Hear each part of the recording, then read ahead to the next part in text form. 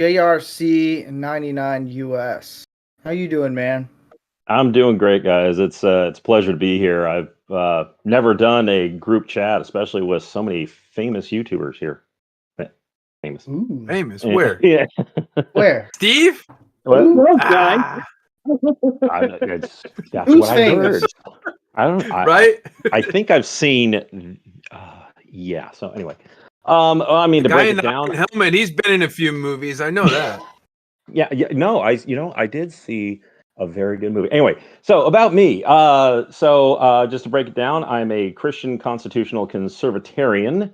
I've been on YouTube for about 15 years.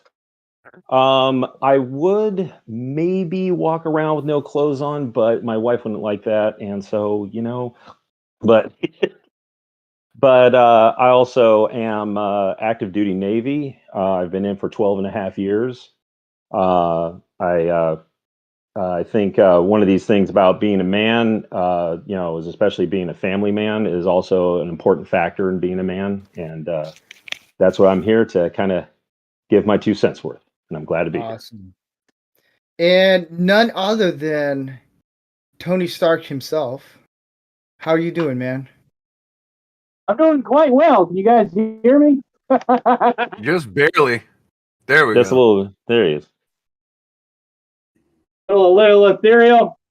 Well, there's one thing that I know for sure, and that this bottle's going to be ethereal by the end of the night. By the end of the minute. I'm an alcoholic. But I am a damn good alcoholic and a damn fine man. You cannot have Iron Man without man. There's one thing that pisses me off more than anything that has come out of the MCU so far. And that's the fact that they've gotten rid of the man in Iron Man. So, for my initiation onto this panel, I toast to my dead ass self and to these badass motherfuckers that are with me. Cheers. Oh, Lord. We're going to drink a lot on this show. Hell yeah. Oh, boy. Until I heard his voice, I wasn't sure if that was Riri or not. So real quick, Grant Core, learn Probably just the something lighting. about YouTube tonight. What? You can hit start streaming on the software, but you still got to hit go live on YouTube. You still gotta hit Part go of the live. beginning, like minute or two, got cut off. Other than that, everything's live and we are good. All right. Nice. So, up next, I'll get to my initiation soon after we get to Fet for Hire. How you doing, Fet for Hire? I'm well. How are you, Rancor Steve? Great to be Hi. here. I'm doing fantastic. I am. Tell us a little bit about yourself. Well, how do you follow Tony Stark? But I'm a manly man among manly men, and also an evil genius. That you are. Are definitely an evil genius. Mm. Thank you, Tony. I mean, isn't Hey. masculinity men like evil geniuses already by default? Yeah. Not necessarily. Yeah. They might not be. You would hope that they would be. I was but- talking about in a certain realm, but yeah. Well, I mean, you can't really see a beta male taking over the world, can you, JRC? You know what I mean? He's You probably can pretty try. butch, so I guess you're right. You're right. You could try. Well, they took over Hollywood. Yeah, I mean, believe me, you're not wrong. that's no major feat. Yeah. Maybe Like, I should yeah, consider the world feeling before I take it over. Maybe I should ask them. Dialogue. Yeah. Ask who? Ask the world for dialogue. Before I take it over, because it just seems to be the nice thing to do. Yeah. Hmm. So, I've asked some of you guys, or I think I've asked all you guys to do initiation. You guys do something crazy. If you haven't yet, you got to figure it out. And you have the next time you're going to be on. I have a jar, or not a jar, a cup of pickle juice that I thought at the time, pretty cool idea. But you know what? This is an initiation. Here goes nothing. God. Yeah, there it goes. See, I told you. All I can do. I told you. What? You better have a What? bucket next to you. Oh, that was really dumb. Oh, No I cha- heard that. That was a Oh, deep man. guttural no burp. chasers. No chasers. No ch- Oh, No, yeah, yeah. you want Hey, me to? I can finish it off. Steve-O, I think Brother Andy is here. You might want to He check is? in on that. Yeah, he's here. So Master let him Chef. through the door.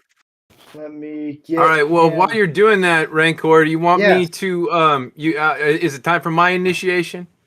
Yes. Okay. All right. Here we go. So, ladies and gentlemen, I'm going to wax my nostrils on the live stream. So here we go. I got the wax ready, and while I'm doing this, you can go ahead and go to somebody else because it takes about a minute for this stuff to set up. So yeah, go ahead. Oh, All right. So talk as I'm- amongst yourselves. yeah. And I thought my 5554444. Oh, dear.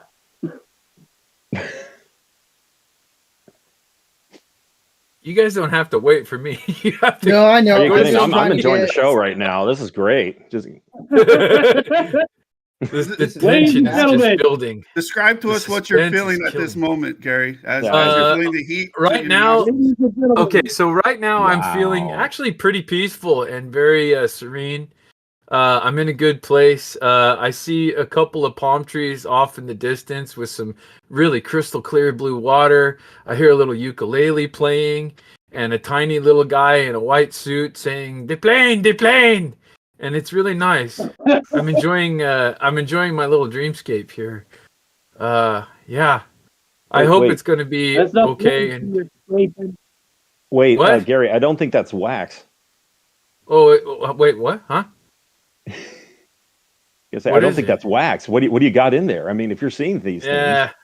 Trust me, it's wax, brother. things. Okay, good. Okay. All right. So let me see here. Let me know, Rancor, has it been about a minute? Not yet. Okay, so we'll give it a few more seconds here because I don't want to cheat you out of the evergreen forest that's in my nostrils. Oh yeah, this is gonna How you suck. feeling right I now? didn't- Tell us how you feel. Yeah. I'm okay. I'm all right. I'm in a good place. I'm skipping around in the clouds with the Care Bears, and they got little symbols on their on their stomachs. One of them's got a rainbow. The other one's got like a whiskey bottle, and I'm all right, man.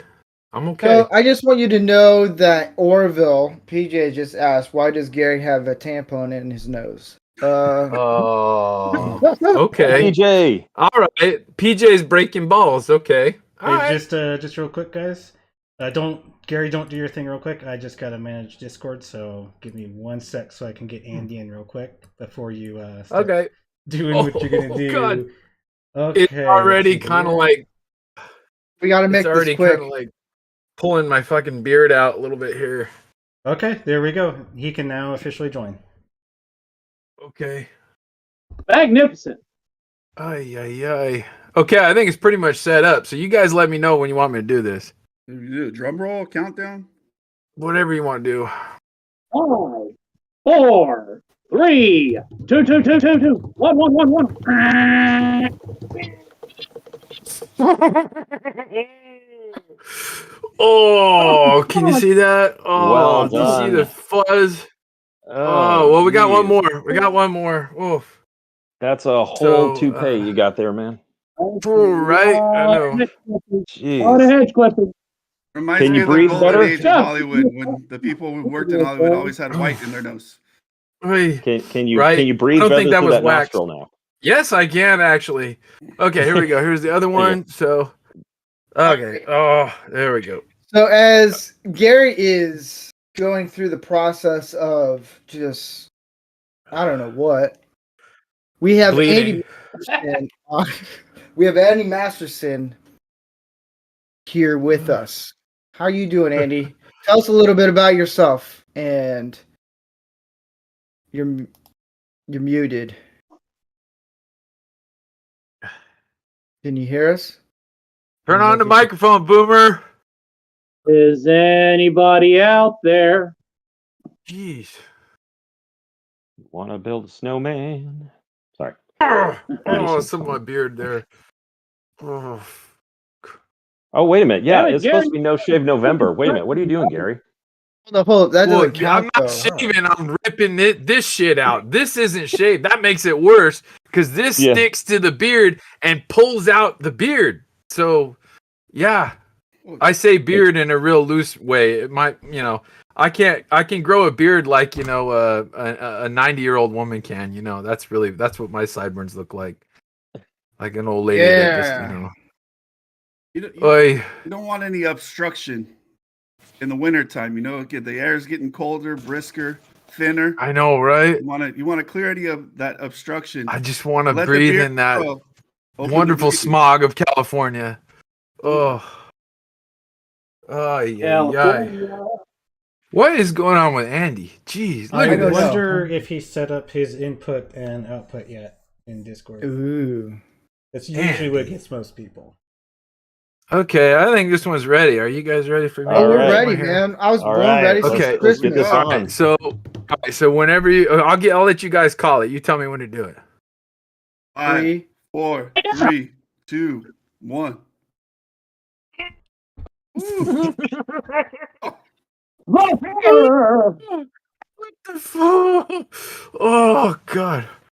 Oh, wait, there's still a little piece there. Hold on, wait. Oh, God. Oh god. That Okay, is manly right there. Hey, there's Andy. Am I bleeding? Hey, Am I good? Andy. you're good, man. You can outswing. What? You can outsnort Michael That Phelps was- now. All right, so I'm officially a member of the panel, right? Yes, you are. Absolutely. Woo! All right, I'm gonna put my helmet on. Hold on. Oh yeah, what I helmet gotta does put he my have? helmet on. I've been Oh, yeah. officially made a member of the panel. So Help brothers! there we go. Okay. All right, next victim. Andy, how you doing? Oh, I think so far so good. I'm trying to figure out how do I. There we go. Save changes. Can you hear me? Yes. We Oh, got you, man. Okay. I'm good. There we go. All right. Okay. Let's see here. Oh, I got an idea. Hang on right there. Andy, bye. Andy's out. Cool. And Well, that's it's good to Andy. see you, Andy. All right. Boy, so that was a who's great next? show, guys. Thanks for joining us tonight. That Right, was way to wonderful. go. Wonderful to see you all. And The more you know. Might be the Oh, most shit. interesting initiation yet, just disappearing into thin air. Yeah. hey, You that's win. amazing. That is One absolutely day, amazing. one day, creatures from another planet will literally be excavating the YouTube archives, and they will come Oh, he's across back. this live stream and say, "What a bunch of fucking morons this race was! What a bunch of assholes!" And they were right. It was- What the fucking dick? Oh, oh, Okay. oy, oy, oy. So as we all just sit here all bumbling and see, this is the beauty about this is a pilot. That's what it is. You could do whatever you want. You're just, there's no restrictions, no nothing. The next episode, buddy, it's a whole nother tuxedos Look out. and all. Yeah. Oh, fucking different animal. So I'm learning more and more. I don't know how long I can keep this helmet on my head. Jesus, man, this sucker weighs a lot. Mother. I have worn this helmet since we logged on. Yeah. yeah. So for the next thing we're gonna get into, well, Andy needs to talk about him. He needs to introduce himself. I was born a poor black child, the son of sharecroppers.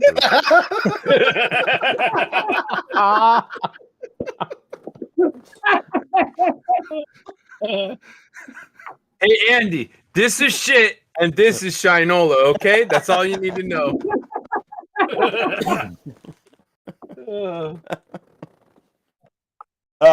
Let's see. How long? I'm old. I've lived through quite a bit. I teach martial arts for a living, and I sculpt things, and I build. I've done construction. I've remodeled my house. I fixed my own car. I cook. The only thing I don't do is put my shoes away, because like, why bother? I'm gonna need them tomorrow. Oh yeah, the rule. Your shoes belong on your feet, not the closet. Now that we're men, throw your rubbers overboard. There's no one here but men. Yes. Well, that's why you need the rubbers. Monkeypox. You get over it. Come on, man. You know the thing. Where's my hammer?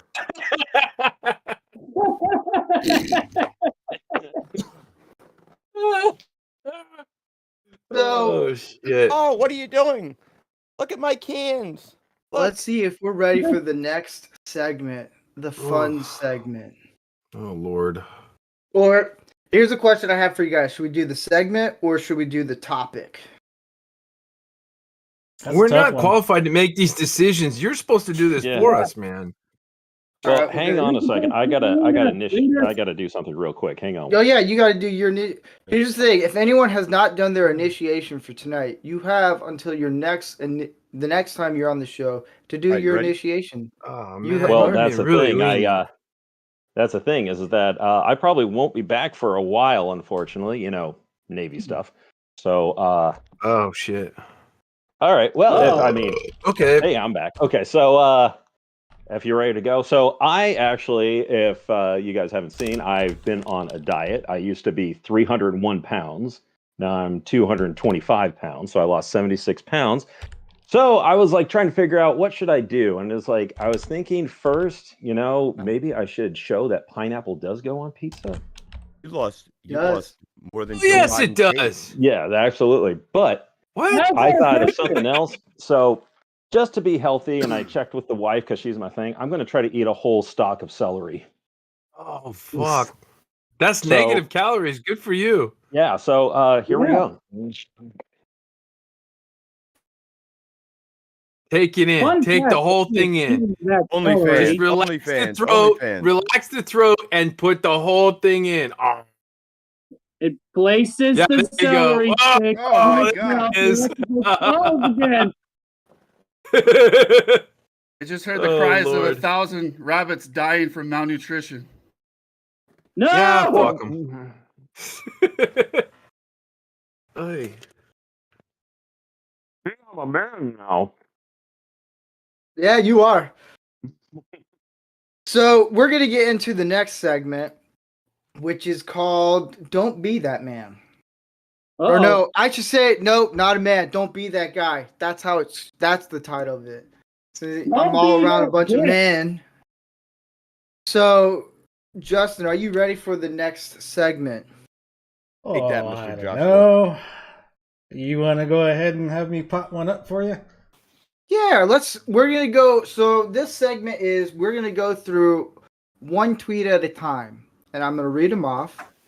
And we're all going to just dissect, talk about whatever we want on it, and enjoy the humor that God has brought to us from Twitter to here.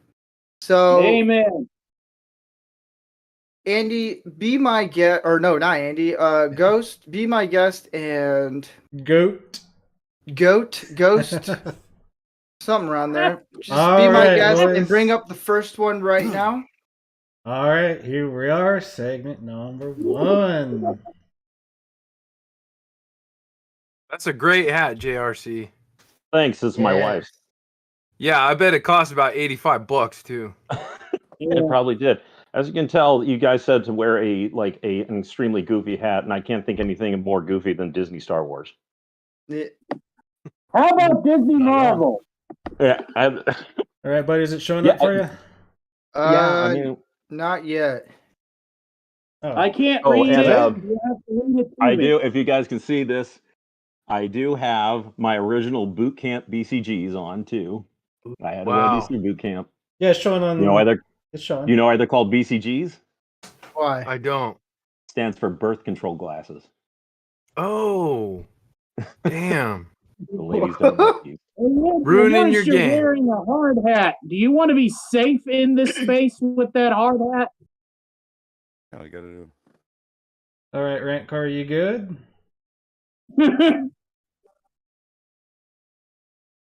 You still there? I don't see it. Okay, you want me to read it out for you, or?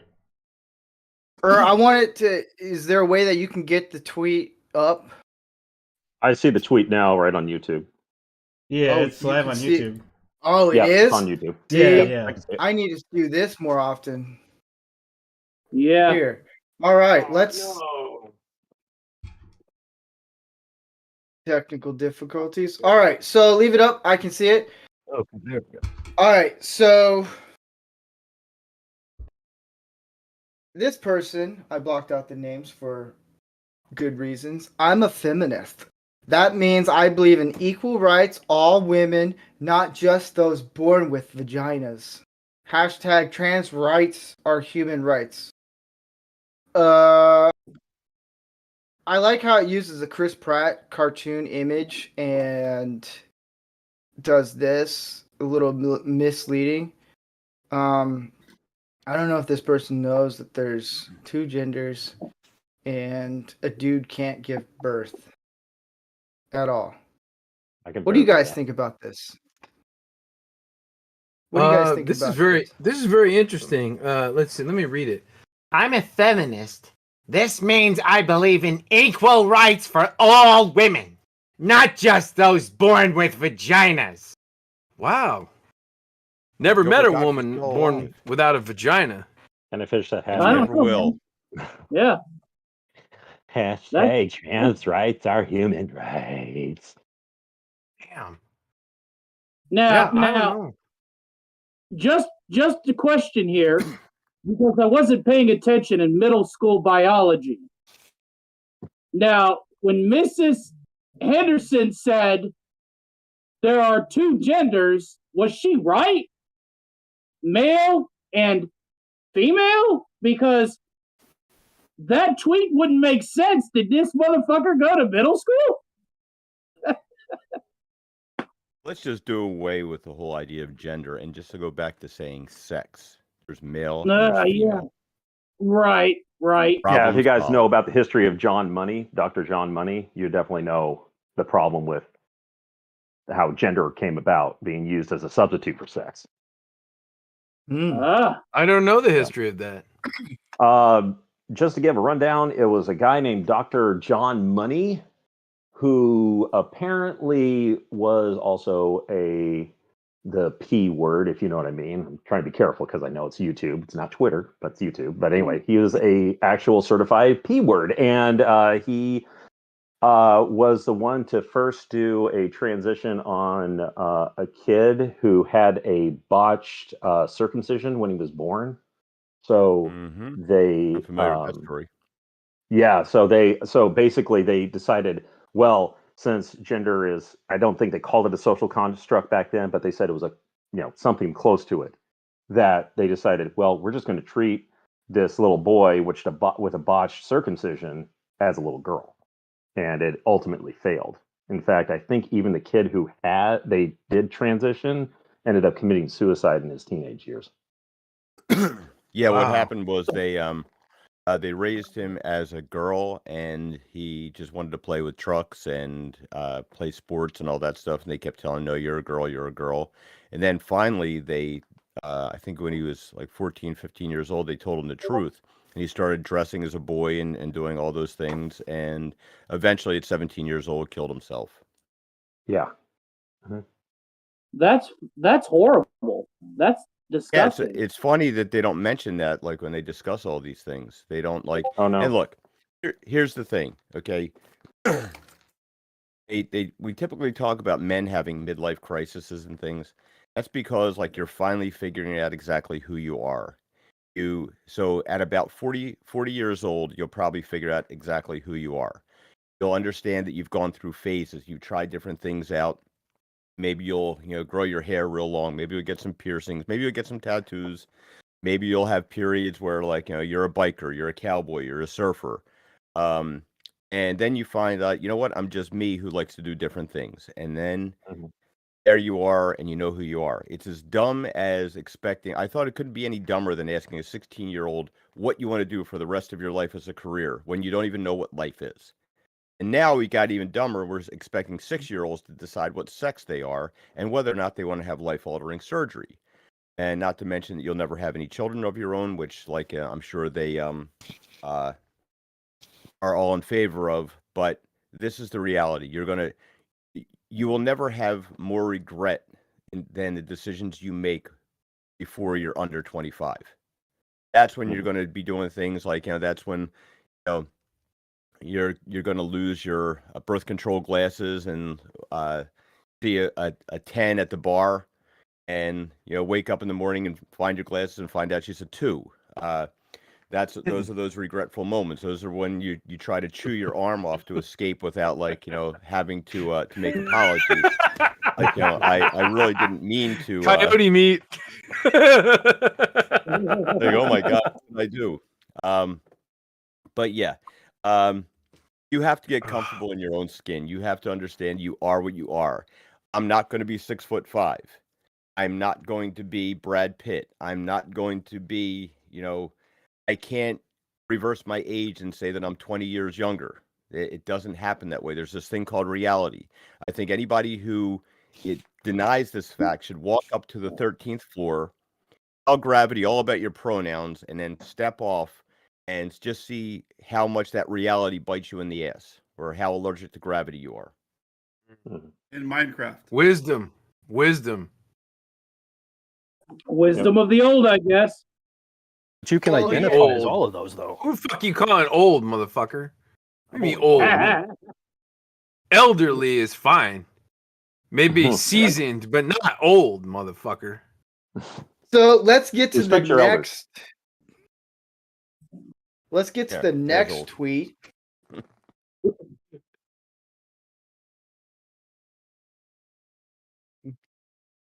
Go. Next tweet is up. Yes.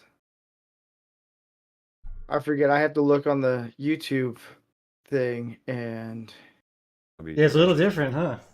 I know it Yeah, is. this It's way very different. good. We got a delay here. Yeah. Oh, here we It go. should be very close Yeah. to instant.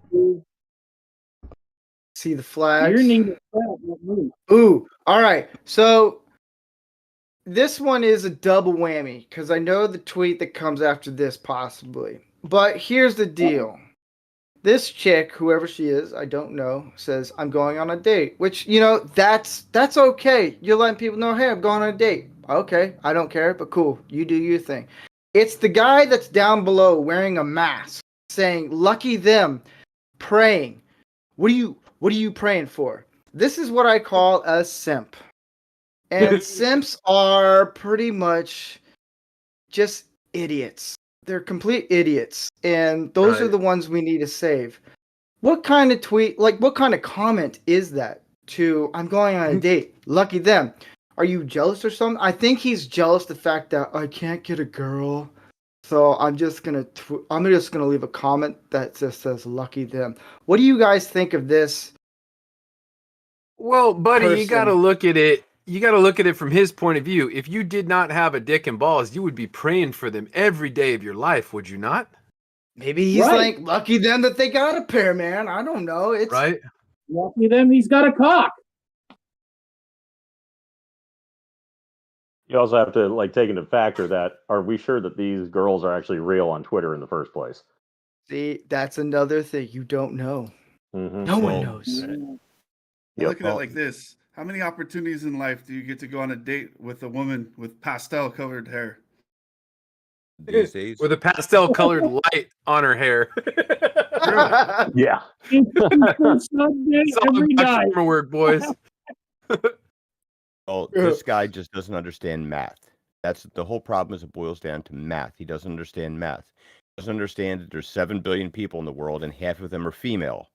Now, if you narrow that down into a dating range, not Joe Biden's dating range, but like a typical dating range, that's going to still leave you about several, at least 2 billion vaginas out there that are available to you.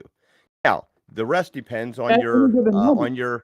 your judgment and your criteria that, like, your how picky you are. Okay, if the gross vehicle weight of your car, it doesn't exceed the date, and that doesn't matter to you, then you've got access to a lot of them Walmart shoppers. But if it does, I recommend the first thing you do is take a look in the mirror and say, do I look like John Wayne or Clint Eastwood or Mel Gibson? If the answer is no, say, what do I have to do to look more like John Wayne, Clint Eastwood, or Mel Gibson? Then get your ass to a gym, start working out. Stop looking like a little beta bitch, because a girl doesn't want that. And also, you will know within 10 seconds if a girl's interested in you or not. If the eye's bad at you, yes. If not, you're friend zoned. Walk away then. Okay? Yeah, absolutely. Absolutely. I Damn. have to say that dates that I've had have started with the blinking of the eyes, the batting of the eyes. Like an instinctual program that lets you know, hey, man, you're going to get laid tonight. And it's going to be awesome. That's another point that you have to look at, because if your goal is to get laid that night, that's fine. But if you actually like this girl, remember, if she's sleeping with you on the first date, you're not special. That's happened before. It's like I said to my son when he was like about 13 years old, if you're in the cafeteria and you see an open bottle of Coke on the table, you going to drink out of it? He's like, no. Like, why not? I don't know who drank out of it.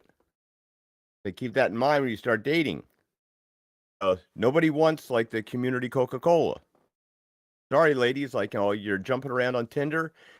Nobody wants to bring you to a party and everybody's saying like, oh my God, there's Susie. Does she still do that thing with her tongue when she's, yeah, you know what? And you don't want to be, the guy with the girl who's got an OnlyFans account. So when your kid gets into school, everybody can tell him how nice his mom's tits are. That's not going to be a good thing either. Yeah, definitely not. Oh, absolutely not. Sorry. Well, actually, to throw into something that was actually interesting with that, when I'm a dad of a 20-year-old stepson, a 3-year-old biological son, and a 6-month-old, and it was really interesting when my 20-year-old, he was 18 at the time, he was a senior in high school, and he literally told his mom and me that he really worries for my 3-year-old son and anybody else generation. He really worries for his generation. And I never thought I'd hear something like that come from the mind of an 18-year-old, which I think is just incredibly profound. And I mean, my wife and I have been talking about homeschooling our kids, especially when it comes to something like this. But I think it's just not a good sign when you see somebody like praying over that. Hey, I hope this girl on Twitter that I just randomly found will have a good time. It's God, there's like no words for it. It's actually a very concerning Wow. situation. Very interesting. Mhm. Yeah. How deeply depressing. I just You know, wonder they when I say- see a photo like that on a dating website, I gotta go, how much of an activist, how far down is this activist go with this woman? She's clearly dedicated. And I look at her hair and I just have to ask myself if the carpets match the drapes. Oh, there's does no she go carpet all the anymore. way? There's no carpet anymore. It's all bare hardwood floors. Unless you're in a particular demographic of ladies that, well, they're pescatarians. Okay? They only eat seafood, and usually they tend to be high calorie seafood at that, because they usually bring their own rolls to the dinner table, and that's when they have the armpit hair and they don't shave their legs because like that's part of the patriarchy and stuff like that to like actually make yourself look attractive to a man. Um, but and the funny thing is that like they change partners like most people change socks. It's like, and they're madly in love at first, and then all of a sudden, like, and they. I was an art major in college, and in the Philadelphia area, so I hung around with a lot of people in the art programs, and a lot of them were gay, and a lot of them are really cool. And like, one of the misconceptions, like that gay men are Spoiler not alert. masculine. So gay men can be very masculine, but just gay. Then, of course, and the thing that irritates them the most are the really flamboyant gay men who like they just roll their eyes at them. And one thing you'll notice though is gay men usually have a lot of women friends. Generally speaking, in my experience, hardcore lesbians I knew hate men. They viscerally hate men. A man walks and they just like the scowl. It's like the face that smelled shit. It's like yeah. It's like they just have this scowl on their face, like when a man comes in. It's like and that's usually what happens. And these are the ones that like are all out there, like and they're the ones saying like we're going on a sex strike. And like, honey, I don't think you have a say in that unless it comes with batteries. Right.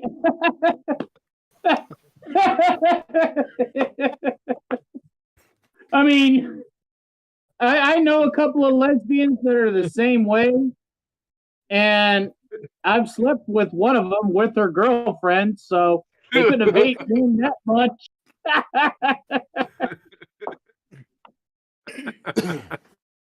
Well, the thing that gets me about guys like this that say lucky them, it's you see it on especially Twitch, and you see it on pretty much Twitch, any like gaming streaming platform where you just have guys who will dish out money for them and just donate money to them because they're attractive, and they in hopes, and that it's like White Knight but on steroids, and it becomes literally a toxic thing where it's if you say anything wrong about the chick's background on their streaming, they just go completely nuts and defensive. Well, are you dating them? No. Are you married to them? No.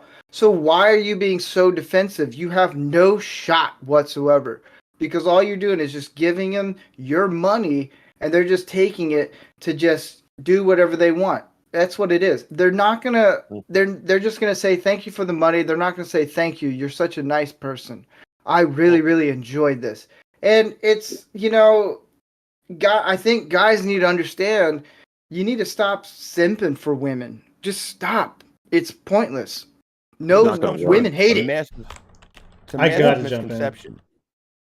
Yeah. Good. Oh, I was gonna let Andy finish first. Okay. Well, it's a massive misconception. Like I remember when I just turned 21 years old. It was back in 1989. I think, yeah, something like that. And I go into a bar for the first time because I can drink legally. And there's this really cute girl sitting at the bar. And so I sit down at the bar and I'm looking at it, and I'm thinking to myself, I got to think of something really witty to say. I got to think of something really. And then in comes Joey Guido, like a guy from South Philly, like Italian guy. He's got like a million gold chains hanging around his neck, and I'm sure he's driving an IROC Z28 with fuzzy dice hanging from the rearview mirror. And he comes up and he says the most obnoxious "come on" line, and I'm sitting there thinking to myself, like, yeah, like that's gonna work. And she goes, and I'm like, holy shit! I seriously overestimated like how difficult this is. Like that's how easy it is, really? And that's the problem with these guys. They don't understand. They go out there and all they have to do is have a little bit of confidence, talk to a girl, and you say the magic words of sincerity, and the legs magically open like the like a genie in a bottle kind of thing. Like you rub it a little bit and poof, there it goes. Okay. And that's the thing. It's really not that hard. I mean, It isn't. it's just, but it's the fantasy. It's the the illusion that like, oh yeah, it's a really difficult combination to crack. It's not. And as long as you understand that if it doesn't work out with that one, there's 2 billion other ones behind that. Sooner or later, law of averages, there you go. That's the Remember. important part of that right there. Move on. Move Yes. on. Yes. And Don't hang never, yourself up on one girl. Absolutely. never go backwards either. whole You broke point- up for a reason. Yeah. Because Absolutely. fat girls are like mopeds. Yeah. They're fun to ride unless your friends see you on them. There's always other fish in the sea. Oh. Even if some of those fish are lesbian women, their legs feel like you're brushing up against a coral reef. Ugh. Well, let me jump on something also that it's kind of amazing saying that, women, we were saying like, women are not looking for betas, they're not looking for simps or anything. And I can attest to that. I mean, my wife is actually my third wife. And the thing is that I found we've been married for about 6 years now. And I found that it's really interesting as soon as being in the Navy, there are plenty of females. And so the thing is, when they find out I'm married, and the thing is, I love showing off my kids. I really do. I love my sons to death, and I love showing them off. I love showing their accomplishments, how they're doing health wise. And I'll tell you something, I get a lot of girls, even though I'm married, they're crushing on me. They really are, because that's what they really, truly, deeply want. They want a man that is willing to not just give them only attention, but just to like be there, be the leader, be the provider, be the protector. They're looking for that, even though they'll tell you in this day and age that women just want more independence and just like for a career. But like I said, I'm married and I've been married for 6 years, and a lot of the women that I talk to about being married for 6 years with kids, they just go head over heels for me. I'm like, sorry, it's too late. You missed the boat. That's a Navy joke. So anyway. Yeah. Oh, clever. That is true. That's true, JRC. I mean, that's the reason why I don't wear a wedding ring, because when I did for 2 weeks, they wouldn't let up, man. They would not let up. Once you're married, they know it. They smell it out, and they're like, I want him. Yeah. It's like actually, what timing? I would disagree with that, Gary. It's not that they want you. It's what they want, what the other girl has. Right. They want what they can't have. They want to know that they can take it away from someone. Mm-hmm. Yes. And that's a problem. Right. It's like, and women, women lie. They want competition. Yeah. Well, women lie. They say they want a really nice guy and all this stuff. And they get a really nice guy and they end up cheating on him with some piece of shit. And then and they're like, oh my God, like what happened? It's like, well, where are all the really nice guys? Or they're in the friend zone where you left them. Okay. And that's the problem, because like we're all still animals and we have a very primal nature. Okay. And yep. Women want to know that when the saber-toothed tiger sticks his head in the cave, that guy's going to pick up the club and attack the saber-toothed tiger. No woman wants a guy who's going to hide behind her and say, here, take the club and attack the saber-toothed tiger. Like, that doesn't work that way. It's like, and when you're overly in touch with your feelings, it's like, it's a balance. You got to, we all want a balance, right? We all want this kind of thing where it's a balance of things. It's not just a matter of like, you want a nice girl, but you also want, somebody you can have fun with, that can laugh, and it's like, but you also can get dressed up and go to a nice dinner party as well. Oh, yeah. Or for me, we can get into like some nice casual wear and go to the gun range together. Now that's a date. That's a good date right there. Yeah. Well, find a girl that loves guns as much as my ex, I'd marry that woman. Like, we would go too late, and we would shoot guns at the range for like 6 hours. Go through so much ammo that it would cost us our food. The last girl, her name was Erica. She was a really beautiful girl. And that's all we did was shoot guns. And then she would shoot my gun that night.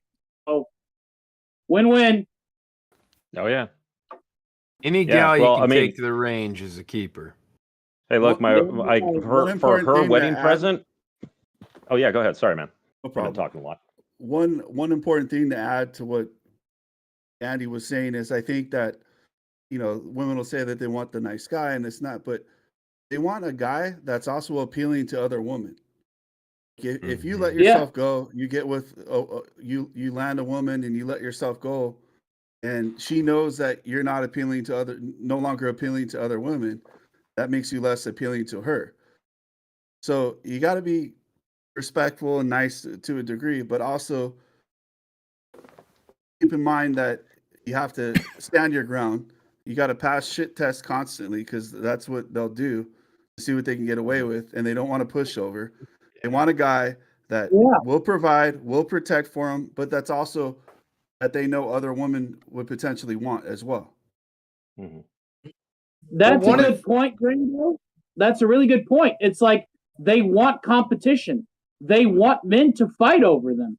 If a man is incapable of fighting for them, he is incapable of fighting for himself. You need to make sure that you stay good for your gal, because your gal will drop you at the dime of the hat at the first sign of weakness. She won't show it to you, but eventually she will. So one of the things or what were you gonna say? Oh, I was gonna say, yeah. I mean, like take my first wife for example. I loved her to death. She was.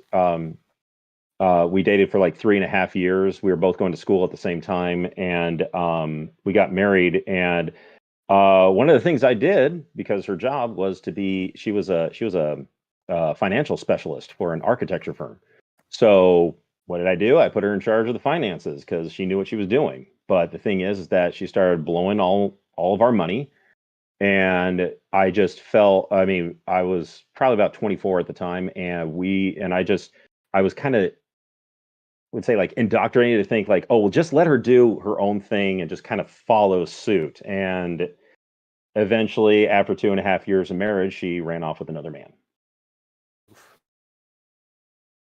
See, that's the kind of girl you take to the range and just leave her at down at the end.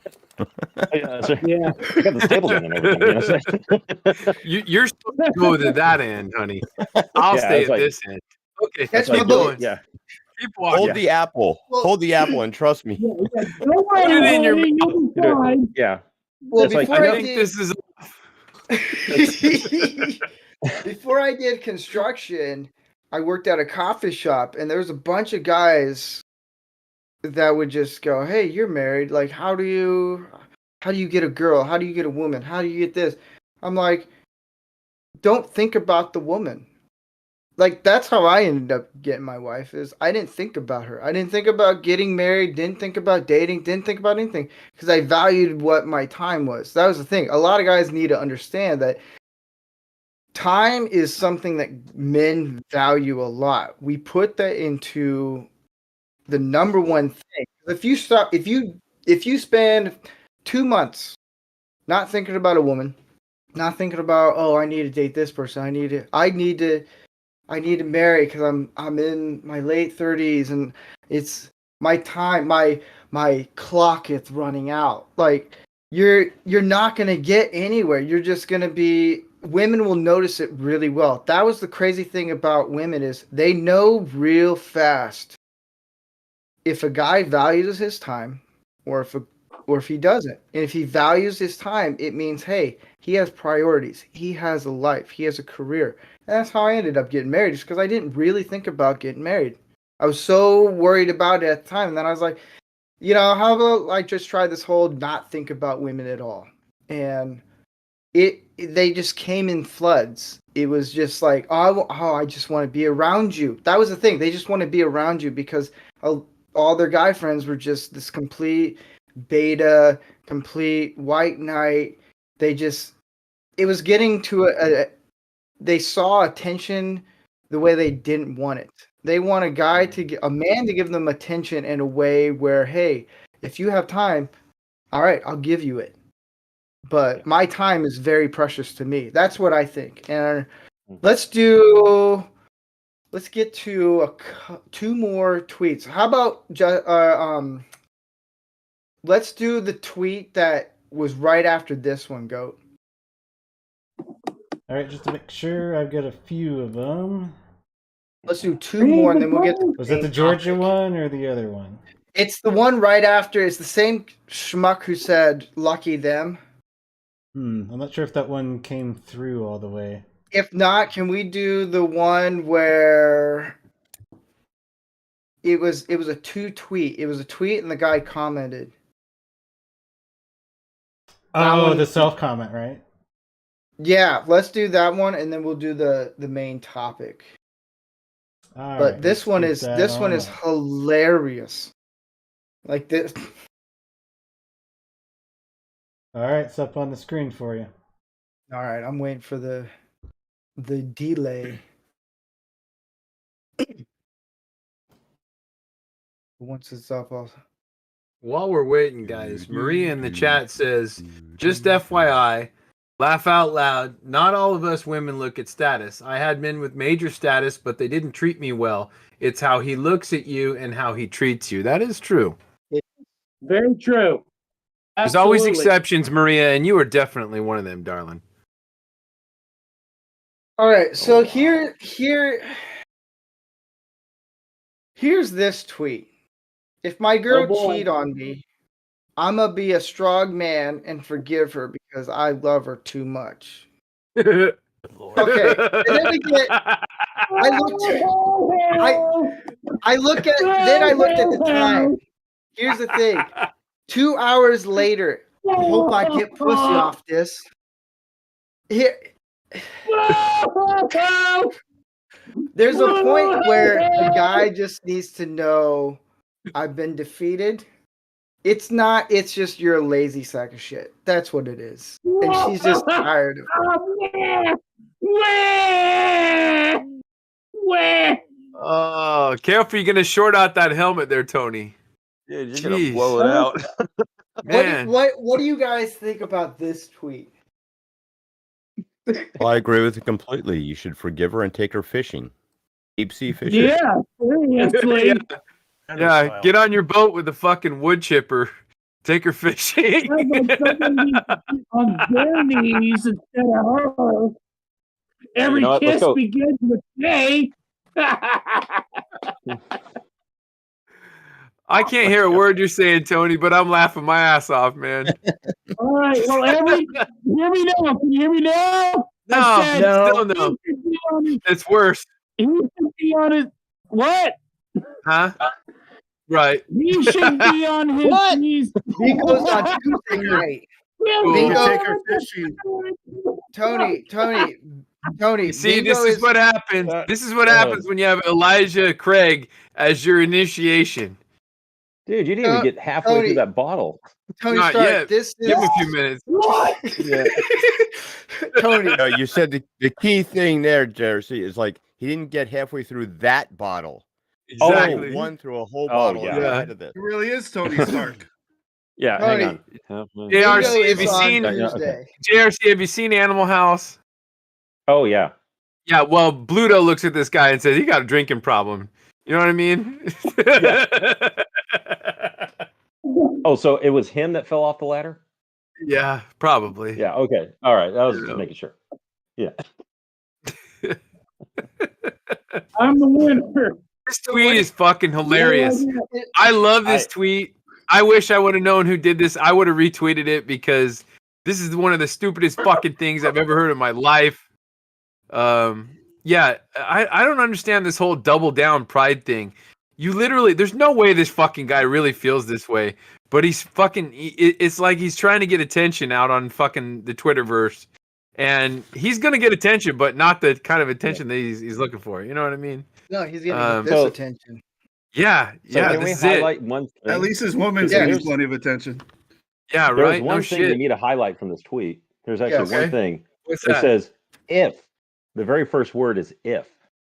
So are we Yeah. talking about, does this guy actually have a girl, or is he talking about Right. his, fantasized girl cheating Or on he's him? probably is dating someone, and he just knows deep down he's played too much video games or something. Played a lot of cards. Well, I don't know. Whatever these guys want to Yeah, Hey, look, play. Mass might have Effect's a got a great clue. game. So He might have got a clue when he saw her other boyfriend dropping her off or some shit like that, you know? He drives a Yeah, Harley Byron. Davidson. Preemptive reaction to him cheating on her. That's how fucking self-loathing this asshole is. Here's another tip, man. Men are not self-loathing. Men love themselves. Men love themselves. Like I I love love me. myself so much. I love me Hold up, every hold up. fucking night. The Lost Wanderer said, "Is that David Hogg's alternate account?" All right. That fucking dipshit. That figures. There's a new type of fishing. I pillow. don't know if you guys have heard of it. It's called felching. Oh God, no. This tweet. It Felching. sounds like he might participate in that type of fishing. Wait, what? Nah, let's not go into felching, Yeah. please. No, Let's not do that. Yeah, even the Navy says, "Oh, hold it, time out." The sailor, no, the sailor on deck says, "No, negative." no, So no, we're, don't go there. Well, I mean, we are Yeah. approaching winter time too, so you also got to be careful. Watching out for snowballs. Oh God, oh Lord. Okay. Gentlemen, I'm gonna. Did everybody see what? Did everybody see what Maria said? She said, "If a man beats on me, I'm a strong woman. I forgive him because I love him so much, too much." I was like, Ay. "Wow, Wait, what okay." did Maria say? Say standby. That I was like going. That's a pretty good reverse psychology right there. I like that. Yeah, it is. Yeah. Wait, what the level that this guy went through to even make this tweet that's astounding. The fact that, hey, I'm going to share this to the world. Oh well, he's Like, listening to what a certain group of women say that they want, but they really don't want He's that. been watching the views. I mean, That's what Rosie exactly. O'Donnell's Yeah. Yeah. I think And we're that's looking the at a problem guy with that it. I knew in boot camp. I'll tell you a story about this if we have time. But there was a guy in my boot camp. So when I joined the Navy, it was about a year after my first wife cheated on me and left me for another man. So I joined the Navy and I was in boot camp, and we had his name was it was like either it was Ramirez or Rodriguez. Anyway, the thing is that I became what is known as the compartment daddy, meaning that I was the one that went for fatherly advice. Everybody would come to me, even though I was only 28 years old at the time, but everybody came to me for fatherly advice, even though we had guys that were Compartment 33 or 34. Yeah, compartment daddy. That's what they called me. So I was like, when they first said that, I was like, what do you mean? So anyway, I had Sounds this like one a guy who came to Brazzers me. category. Yeah, and he found out. Well, the thing is that so when we first got there, we did what is known as P days, and that's where you actually stay up for like 48 hours straight when you first get to boot camp. So there's no sleep for 48 hours. And one of the things is we had my RDCs; those would be like Navy drill instructors. They gathered around and they had us ITing or doing push-ups in the compartment, and they were saying like these guys were getting around me, and they're like going, "Man, look at you guys now. You guys probably had a like a brother or sister or a father or mother who told you weren't worth shit, and you look at you now. You are in the Navy now. Look at what you're doing. You've totally broke their narrative. It's like, look what you're doing." And while I was pushing up, I said, and it's like, who said something like that to you? And I said, ex-wife, like right in the middle of a push-up. And they all just gathered. They jumped on me like, oh man, we're gonna teach her. We're gonna teach her a lesson. Oh man, look at you now. You are awesome, man. You're totally awesome. I actually started crying. That was like the nicest thing anybody's ever said to me. They're like yelling at me while I'm doing push-ups, and I'm like sweating on everything. And they're like going, I was like, that's so nice of you guys to say. Anyway, but anyway, they found out I was divorced, and this guy came to me, and he got married to his wife 2 months before he left boot camp, which is usually a no-no because things can happen because you'll be gone for 2 months. And he came up to me and he's like, "Hey man, look, I just married my wife. She's beautiful. I love her." And before I even like finished his sentence, he was just bawling. He had tears flowing down his face, like, "I don't know if she's gonna stay with me. I don't know if she's gonna leave me." And I'm like, "Whoa, whoa, whoa, dude, calm down, calm down. What's wrong?" And he's like, "I just don't know if if she's gonna leave me for somebody else." I'm like, "Dude, that's on her. That's not you. Just think about this. On her, yeah. Yeah, that's on her. Just Yeah. think about this. She will be the one who will earn the title of the wife who cheated on her husband while he was at boot camp. So Yeah. calm down, dude. I mean, seriously, if it happens, it happens. If my heart was broken, I understand that. But dude, the thing is, right now, you can't just be jumping to something like that, especially if somebody's going to tweet out, "Hey, if my girl's going to cheat on me, I'm going to like get some revenge sex or something like that." I don't know. But the thing is, like, dude, if that happens, that's not you. That's part of being a man, as you realize. It's like, look, don't punch yourself in the Yeah. face for something that she did. That's her. Yeah. When That's not shit's you. out of your control, don't take the blame, man. Exactly. Yeah. Don't take the fall for it. Don't let Good them. advice. Yeah. Yeah, exactly. Don't I do had that. a It And ain't friend of you, mine. it's her. yeah, Yeah. but I he had a had friend a of hard time mine. in boot camp though. He still had a lot of issues. He had a lot of trust issues, and he was always crying and stuff. And I was like, Mm. and the thing is, if you run across a guy like that who's seeking advice and they don't know how to control themselves, and I'm not just trying to say, like, I don't think he was a beta male, but I was just saying, like, if he's like emotionally, there's only so much you can do, and all you have to do is just back off. Isn't that a red flag at the military for like maybe some deeper mental issues that they should be concerned about? It You know, is obviously, actually, and a lot of times they can potentially look into that because that could affect the mission. It's mission readiness, and that's what it's all about in the military. Right. And so Well, if you you're not going to be also, focused on your job, yeah, I know with a lot of guys, I know some guys who went into the military, specifically the Marine, and they Mhm. would get married right before they leave because they were worried about, oh, is she going to leave me? Which is that's a logical thinking. It's like, we're dating. Let's just get married because things could change. It's like, you know what? Like, that makes sense. But when a guy is married for even 2 months, he's still it's a phase that some guys will go through, and it does make sense. I don't know, he could be a beta, he probably isn't, I don't know, but in that instance where he's emotional and he's worried, like, that kind of makes sense. And a lot of how the media and society makes how men should be. You need to be emotional. You need to be in your feelings. Like, no, not really. But every once in a while, it's okay for a man to cry. Like, you put on I would have handled Braveheart. that situation with tough love. Yeah, I would have exactly. We I we would have learned. teased that guy 24/7 about his wife at home getting gang banged by the offensive line of the local college team, nonstop. Mhm. But through that, it's when guys go through all that stuff, we learn, especially men, we learn what tough love is, like what you said. And we learn to just deal with it. And I mean, I can put on Braveheart and I know the exact same scene that I'm gonna cry in, and I'll admit it. Yeah, I'll cry during that scene. It's near the end, but it's because there's a story that told about a man who wanted to free a country.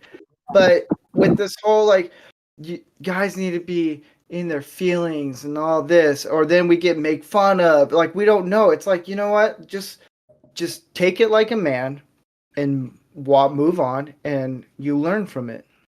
Mhm. But we also should I had a friend of emphasize that. mine. Yeah. Oh, I'm sorry. I'm sorry, Andy. Go ahead. I I had a talk a friend lot. of I'm mine. sorry. A little while, not too long ago, he was driving down the freeway and he's speeding, and the state trooper pulls behind him. So he Mhm. speeds up and he's trying to get away, and he speeds up, and the state trooper finally catches up to him, pulls him over, and he's like, "The hell do you think you're doing?" The state trooper screaming at him, like, "What are you doing? Like, why did you run? Why did you run?" He said, "Sorry, officer, my wife left me for a state trooper about 10 years ago, and I thought you were trying to give her back."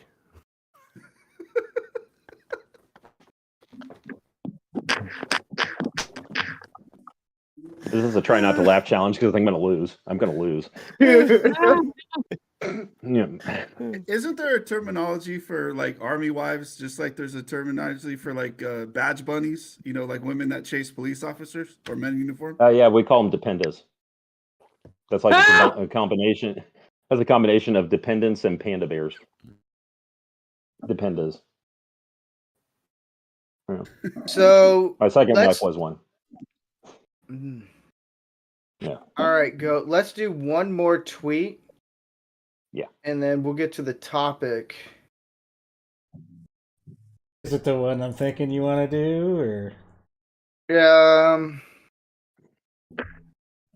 Whichever one you pop up. If it's the topic one, okay, we'll go with that one. But if it's another tweet, then Well, the word chair comes to mind. Is that what the one you want to do currently? let's do. You know, let's do the that. Let's go to the topic. All right, let me go ahead and pop her up for you. Move you guys And I'll over, read and boom.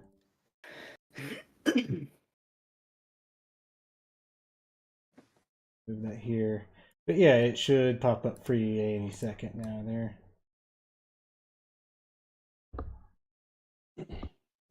Oh Lord, this one's the fucking worst. So Yeah. thanks to Gary for sending this to me. This is our topic for the night. All right, this would really piss me off on every possible level. It says a man in Norway is sparking backlash after being sympathetically profiled on television for his trans disability. I'll get to that one in a bit. I don't even care about this person's name. I'm gonna just butcher it anyway. Joran Victoria Alme is able-bodied but uses a wheelchair almost all the time because he identifies as a woman who is paralyzed. Here's the problem with this. There's a couple things here. I want to punch this. I want to punch this child, or not child, just this boy, whatever. I have never heard of trans disability until last night. Oh, dude, Yeah, but you're it's missing easily out. cured. I'm It's probably easily about, cured. I bet it is. It's a big.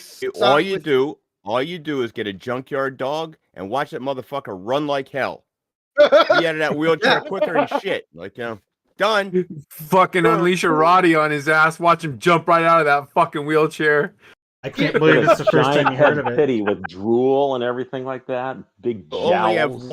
He'll have one advantage because the old adage that a woman can run faster with her skirt up than a man can with his pants down.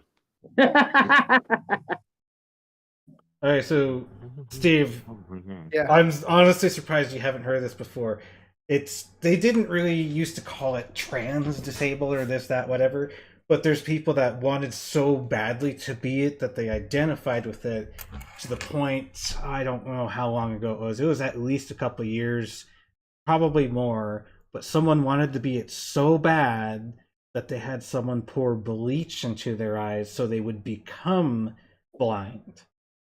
Oh my! Somehow they got away. Okay, with it. hold on, Goat. So you're saying that these people wanted to identify with a disabled person so badly that they wanted to be that they were willing to inflict a disability upon themselves in order to identify with that. As absolutely moronic as it sounds, yes. What the fuck is wrong with these fucking people? It makes perfect sense. It makes perfect sense because now you've got an excuse why you don't excel at anything.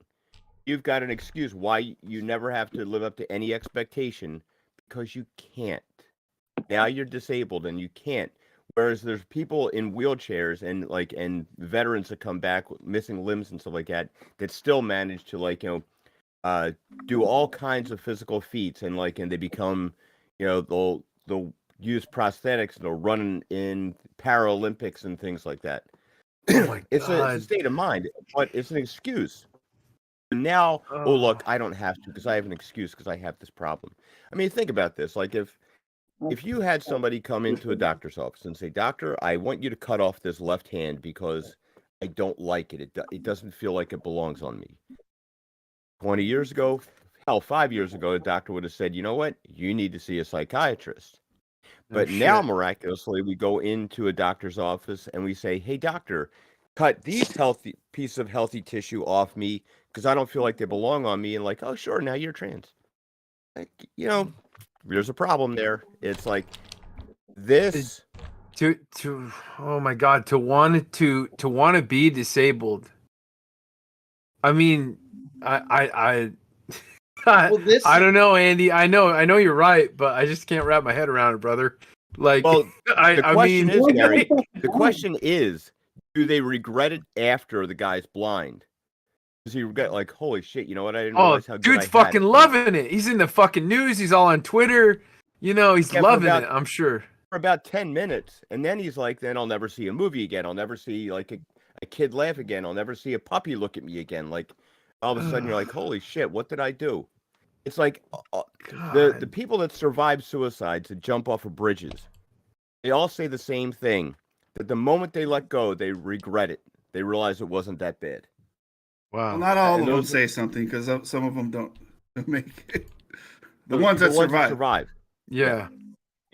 I was just thinking about something. We showed that tweet earlier with that girl, Pastel Head, about to go on a date. What are the odds do you think she was going on a date with this trans disabled person? Oh, yeah. More than you think. That would be an interesting date. World. Yeah, I think about like how people have been reporting from other YouTube channels about how people on TikTok have started this whole trend of like having mental disorders or issues or something that they don't have, and they'll use it to try to gain friendships or be part of a clique or something like that. And when I look at something like that, I mean, like I said, you guys know, I'll once again say I'm in the military. When I hear about guys, my brothers and sisters, even in different branches, where they are literally disabled and they wish they could do anything they can to get back to normal, and you see something like this, it's just it's fucking horrible, man. It's exactly it. I mean, it's the world upside down. It's literally the fucking world upside down. These people are trying to identify as someone who lost an ability. I don't fucking get that. Yeah. It doesn't matter how bad or good you're doing in life. You can't want to be disabled. I don't get it. Fucking. Well, these guys literally have PTSD from it. We're talking legitimate PTSD from losing a limb. Yeah. Or losing the ability to use their legs. Why people want to be think about identified as something that would exist in everyday life. Chronic conditions like say diabetes. Like say you're a type 1 diabetic, and a type 1 diabetic needs insulin to survive. You know how badly that type 1 diabetic would love to just wake up one day and not have to worry about how much insulin they're going to have to take today.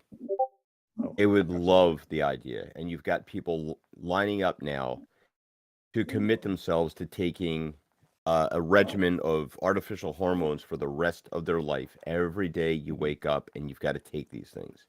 And then if the economy collapses and these pharmaceutical companies stop giving out these things, you're going to have a lot of women, or a lot of people with tits and a beard, because the hormones aren't going to be there to keep things in check. And nature always reclaims itself.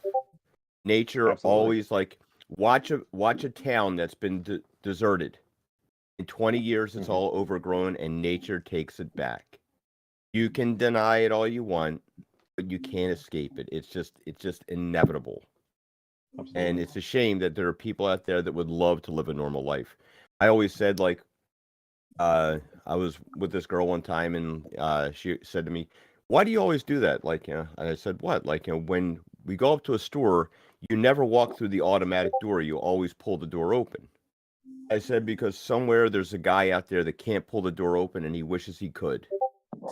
If I can, I'm going to.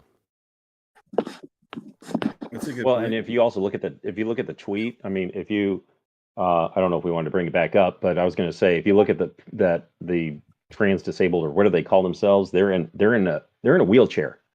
That's somebody who could legitimately use that. That person is using something for somebody who has a legitimate disability, is using it for their own pleasure instead of actually letting somebody else have that. My father was he was disabled. He had this is back in the mid 70s. He had an arterial blockage in his femoral artery, and he was a car salesman, and he could no longer walk the lot because he was in too much pain. So they gave him the option for surgery, and back then there was a 50% chance he would die on the table, and if he survived, there was a 50% chance afterwards that he would lose his leg, or he could go on permanent disability, which he did. He never took a handicapped spot when he was parking in a parking lot. He would always park out further. It might take him a little longer to walk there, and he said, there's somebody out there that needs that more than me. It might take me a little bit longer, but I'll walk in by myself. Yeah. And now you got people out there like, you see it all the time. You see how many times you go into a supermarket and you see people riding around in handicap cars because they're fat. They're enormously fat, and they're riding around in a handicap cart. And now you see some guy coming in there. It was my old store when I was a grocery manager. One night I had this fella come in, old guy with 2 crutches, with the crutches with the braces on the arms. And he came in, and there's no handicap carts because, Bessie and her friend were like, going around inside the store, and they were so heavy. They're like, why doesn't this thing go any faster? It's like, because you're surpassing the weight restrictions on it. And it's like they're just creeping along with it and these are the people that should be walking. These are people that and this bothers me because there's people that love them, and you're going to die prematurely, and you're going to hurt those people that love you simply because you won't take care of yourself. Mm-hmm. That's not fair. That's not right. And it's not right that Selfish. There's people that out there. There's people out there that would love to be able to walk like that.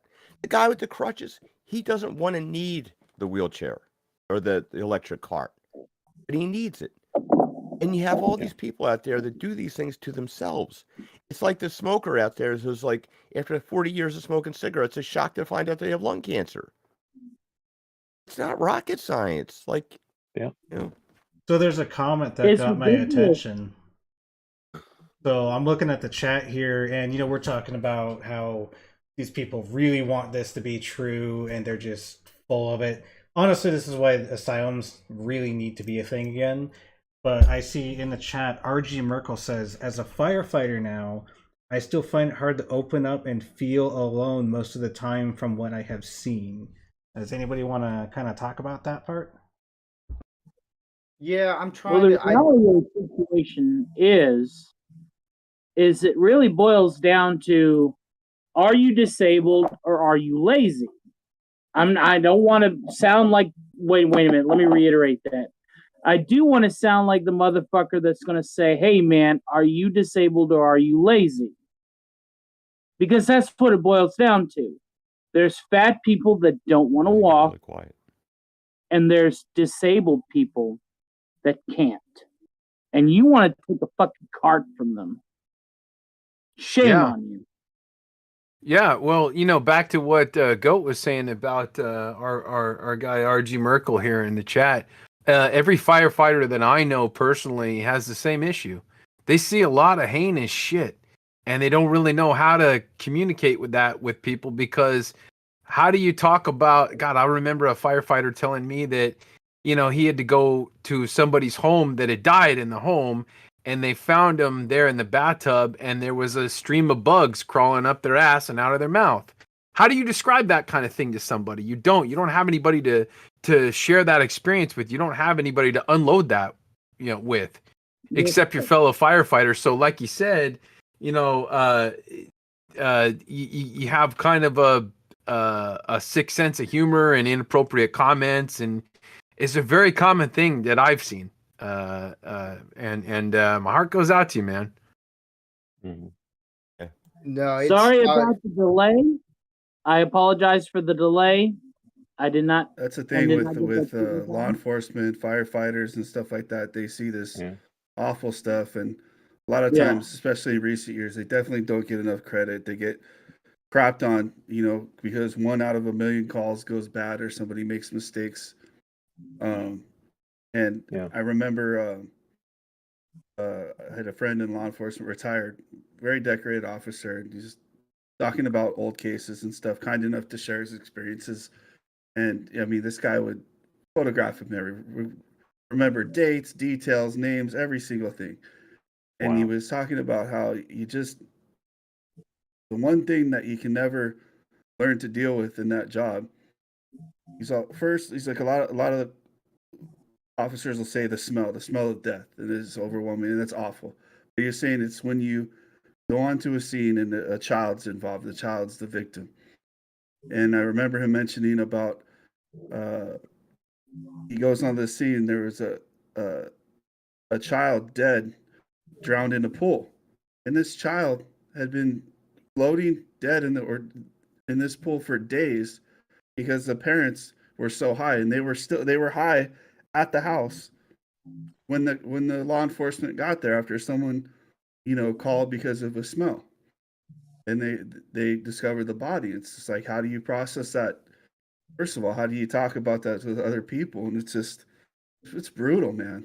Brutal. Yeah, you can't. Hey, real quickly, we got in the chat here Douglas Nelson, Mr. Nelson. Hail, Douglas. What up, Douglas? What's up, brother Douglas? How you doing, man? One of the things that, because I know one of my friends, she's a sheriff, and she deals with sex trafficking stuff. She deals with all that in California. And I know a couple friends who are firefighters, and they go through this daily almost. And I asked them, how do you guys handle this? How do you guys deal with this feeling alone and not being able to find a place to talk to? And the two guys that were probably the most masculine dudes I know, they broke down in tears individually telling me this. And they said there's really no place, but the only place that we can really talk to is just people who can relate to us. And it's really hard in that because a lot of people who they can relate to don't want to share because it's, what if I'm going to be humiliated in anything? And the sad thing about that is I blame the media and I blame the left. I blame a lot of people who make it very difficult for men to express what they're dealing with. Like just dealing with depression, dealing with anything in life that they're struggling with, like firefighters. I can never relate what a person in the military, what a person who's a nurse, any of those things that deal with death. I can't relate to that because I don't know. I can't. There's no way I can relate to them on that. But what I can do is I can be like, hey, look, if you want to talk, let's talk, especially with guys. And it's something that I think men need to kind of just bond together and be like, hey, look, let's talk about some things. So it's hard, and I think guys, and I know I talk to Gary with a lot of things I struggle with, and it's just because I'm so close to him, and that's my outlet. But it's, a lot of guys need to understand that there's other guys that are here for us. So that's my thought. And I honestly feel like this gathering is going to just increase that Well, circle. speaking of human trafficking, on a lighter note.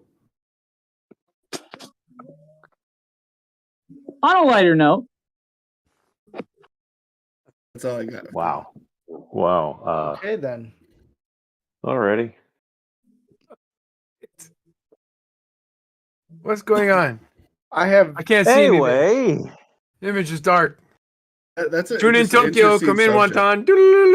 And the show goes down. What's wrong? Way to go! Way to go, Tolkien. Way to go. God, you guys. We go did we serious, just ruin, and did this we guy just goes, ruin hey. the first episode? I have a Did we question. just ruin the first episode? When you're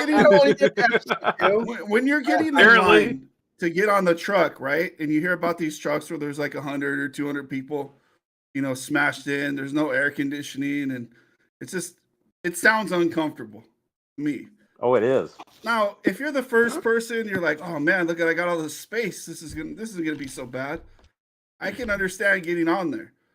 But once you get to like the 60th, 70th, 100th person, and it's like you're shoulder to shoulder, it's like, how much enthusiasm do you think they have getting onto those trailers?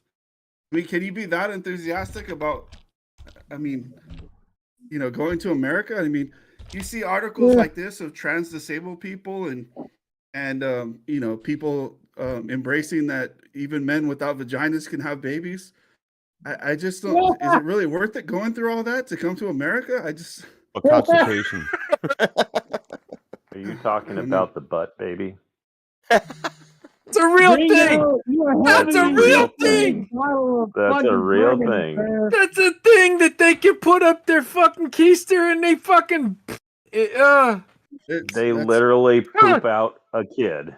Yeah. Oh my god. They literally poop out a kid. It comes in They leave different it there for shades 9 too, months? JRC.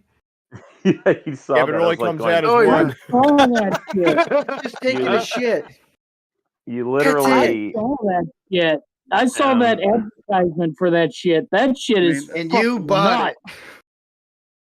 Okay, look. No, you bought it, Steve. Fuck off. I mean, I've heard of chocolate Easter bunnies, but that kind of takes it to just a Gee way, whiz, I think. past the Geez, that's the like a point new of level of appropriateness. constipation. Right. Like, did you eat like think 10 it's cheese kicking. pizzas to give birth to that? Gee whiz. Does that I shit think even go on? it's kicking. No, that's the garlic. Right. That's like. Feel Oh, my look at this ass. mirror. You can feel it kick. Look at this miracle of life. Imagine the feeling of your water breaking in that scenario. Just take That's it not like this. water. That's not water. Oh god. Thanks, guys. I was planning on raiding the Halloween candy. Now I have no desire. Good job, Andy. When I You heard get this, this no. for another day. Yeah. Well, you know what? It all comes down. I think people they've got life too good. All this stuff comes down to the fact, like, if you have to invent problems, you don't have any problems. If you have to look around and say to yourself, like, you know what? I wonder what it would be like to be. No, we got a job. You're not working hard enough. None of us I wanna ask work for our 8 hours. fucking problems. None of us ask for our fucking problems. Why do you have to make them up when you don't have them? Really fucking pathetic. Fucking pathetic. I wish Hey, Andy, what if they were to say, "Hey, what is it like to be a McDonald's server?" They were trying to finish that, and like, "No, go get a job." And I'm like, "Wait, no." I've been like, no, I want to go work at McDonald's. Oh, I managed I McDonald's think for everybody 10 should work years. retail I and hated fast that food at shit. some point, because you get to really understand human nature. There is nobody that gets more abused than retail or fast food workers. I worked retail for Especially 15 now. years. Yes, sir. They shouldn't be like, I mean, now you see all these people going crazy and losing their shit in these restaurants and throwing stuff around. Like, this guys should get hazard pay. And I think like we should get into the RoboCop days where like you have automatic weapons in the thing, with an automated camera. As soon as somebody like starts acting up, Now you're boom, boom, talking. boom, and then just clean up in aisle 3. Hey, look, if Okay, Andy. Cool, it's man. like how I rare do you guarantee want you your won't. steak? It'll stop it. It'll stop you. It'll only happen one time. Like, oh shit, there's consequences to that. That's the thing. There's no consequences for anything. It's worse now because like it used to be, if you did something stupid, everybody would laugh at you and everybody would call you a dumbass. Now you do something stupid and you've got people that are, oh, that must have been so difficult for you. I'm so sorry you had to go through that. No, what does that do? It reinforces you. What do? You go and you do something else stupid. Yeah, I don't think it's going to resolve itself. It's going to perpetuate it. Nope. Yeah. Absolutely not. Yeah, I think of like how people are saying, "Hey, let's replace cops with social workers." Instead of like somebody going and taking out the murderer, let's go talk about his feelings first. I would watch that. That's basically what it is in California here, JRC. I would watch that show. Oh, look, and by the way, just to let you know, I social am workers. Yeah, I am a native West Coaster, so was born in Oregon, but all my family's from California, so I understand. Well, that just dropped the ratings. Thanks, JRC. You're welcome. Anyway, good night, folks. JRC. Hey, JRC. In Philly, you don't get a pass for anything. Nobody gives you any sympathy for shit. Like everybody's just an asshole. Like you asshole, here you guys fuck go. You. It's like Here you guys go for guys from Cali and stuff like that. So both my cousins, my aunt and uncle, one of my cousins and her husband, they all moved to Massachusetts. My aunt and uncle, they all are native Californians from Santa Barbara to Auburn. And it's really bad in California when my aunt and uncle are going to Massachusetts to retire. Yeah, no shit. Yeah. It's bad. Yeah. Mm-hmm. It's bad. I'm like 10th generation California before it was United States. That's how long my family goes back to California. And I'm fucking mad. I feel like I'm being invaded here. I'm like, this is my fucking land. If it's anybody's land, I own this fucking state. Gary. Well, it's come full circle, Gary. I think we're going back to what California was prior to the United States. Probably. At least we'll have a less corrupt government if California ends up back in the control of Mexico. Yeah, well. You think the cartels would be better? I hope y'all will still be my friend if that happens, okay? I'm still cool, right? All right. Well, I still. Okay. You're a brother, man. Real talk. You're a brother. At least we'll have dogs carrying heads down sidewalks like in Zacatecas. That's how I'll decorate my fence. Hey, look, we'll take from Mad Max. Mexican government's going to come. I was like, just walk away. Just walk away. Everyone's like, okay, I'm out. Hey, but I still kill for a 4x4 with whole grilled onions, animal style fries, and chocolate root beer float. Yeah, but it's not worth the fucking wait in the line, man. You know what I miss is the brisket in Texas, man. I really miss the brisket. And the queso, oh man. I miss the queso. It's always worth the wait in the line. Always. I know. Well, not here. The thing about it I miss about the South is the smoked barbecue. Oh yeah. There's no place in California. Oh, there you go. There you go. See, he's got it. Mm-hmm. Yeah. There's no place in California. They say real smoked barbecue. No. No, man. It ain't here. They don't know what they're fucking doing. Well, Steve, you remember those racks of baby back ribs I made that I put? Yeah, how about you shut up and bring it over so I can eat? Okay. Yeah, where's the fucking ribs, man? I thought you were making dinner. But here I am making steak. Here I am making steak, and he's all like, "Oh, that looks good." There's a good chain down here in SoCal. I think it's called Smoke and Fire, and they have different restaurants with excellent brisket and pulled pork sandwiches and stuff like that. If you're ever in the area. Oh, and those ribs I made, those are Smithfield, Virginia baby back ribs. Those things are enormous. So, Smithfield, Virginia. Good meat. See, that's the thing. California needs more Southern people here to cook. Oh, I got a question for you guys. What? Douglas Nelson in the chat asks, does anyone on the panel support Lex Luthor's plan for California? Fuck yes, I do. Lex Luthor's my hero, Doug. Okay, I gotta know. Lex Luthor 2028. Lex Luthor 2028. Absolutely. So I need context. Otis Berg. Does my phone work now? I wrote in Duterte for governor of California. So. Does my phone work now? Because I totally offered Southern cooking, Appalachian cooking. A serious question. What do you guys at think my house led to where we are now over the past 10 or 20 years?